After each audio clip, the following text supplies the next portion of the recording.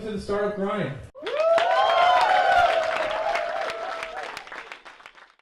So the thing that got you from likewise to Ignition, why Ignition? Why did you want to be in that world, or you just really wanted to be an operator who was just there for an EIR status, and like you were really trying to figure out the next thing?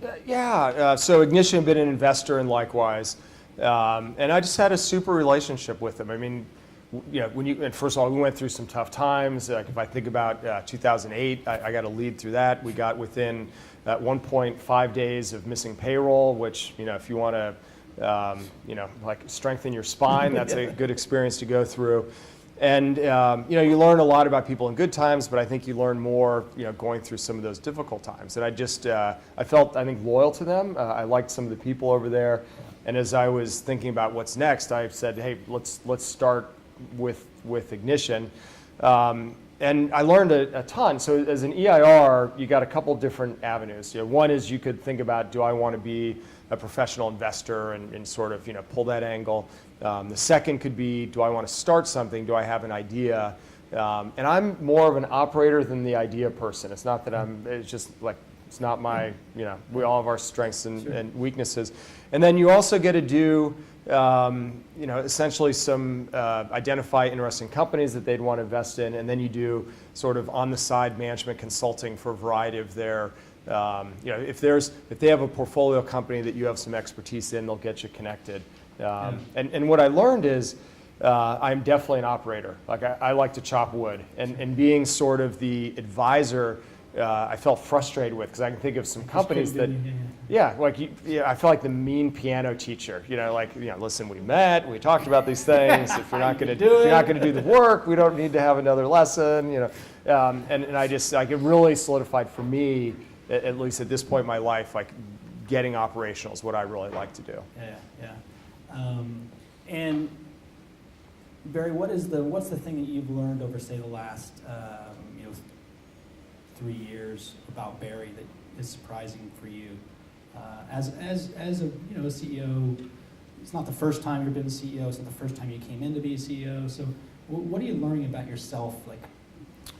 Probably a couple things. One is I am not someone that on my own would call attention to myself. Like I like doing the work and I like operating. And Likewise was not a high-profile company. Chef is a much higher-profile company, not just in the Seattle area, but we got good recognition in the industry. And I realized that there is a shy side of me, which on my own I would not want to be the front person and in front of the band or whatever. So I've got to really explore that in a way that I hadn't previously. And so I think that was something that I for sure uncovered. Yeah, because kind of see that a couple times when we've talked, that you do have a bit of a shy feel sometimes when you're talking about yourself. Right, yeah. Like I would just assume not take up a lot of space on that discussion and focus on the business or whatever. And I think there's a way actually that's okay, and you make that part of your brand, but I have to, it's something I work at a little bit. It's something you really need to work for. And in the operations of Chef, what have been some of the kind of more challenging times over the last several years since you've been there? What have been some more pick a couple times in the cycle, we had a tough time here, and kind of give us some stories if you don't have to name names, but what have been some tough parts? So first of all, I'd say even very successful companies, and look, we've been very fortunate, high growth.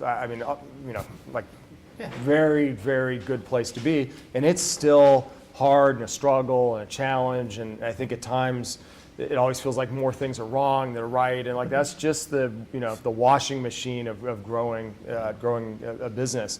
I think probably the first is it was a sad circumstance I came to the company. The former CEO had pancreatic cancer and passed away and was well thought of inside the company. And so that is, both for his family, the people who are friends with him, that was a tough thing, and it's a tough way to get inserted, into a company.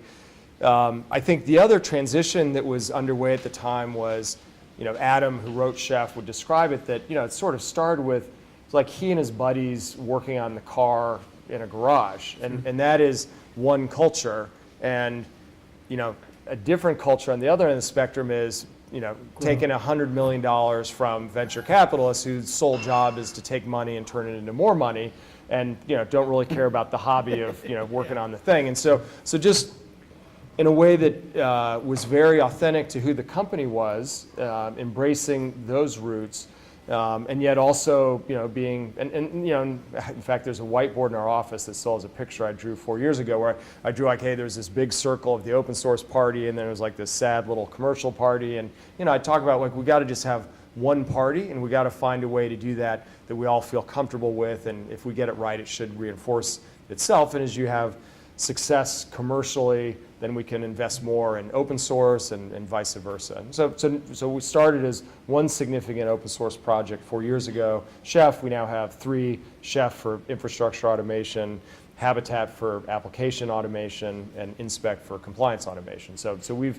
kind of realized that vision of actually investing more heavily in open source as we've had commercial success. But that was, like, those words came out of my mouth really easily, but there was a lot of struggle on getting that right and getting that balance. The right balance, right? Yeah. Because you want to do it, but you also have an investor looking at it. Right, and part of that, I think, gap inside the company was, so I would say, like 95% a big fan of open source as a business model, right? It can get you traction in the enterprise. I mean, there's this sort of new way where practitioners will download your thing, and if you do a good job and have a great experience, it can get you an entry point at a place like General Electric or Ford or Nordstrom or Disney that is very expensive to do in sort of the Oracle style, where you got to hire big expensive teams to kick doors in.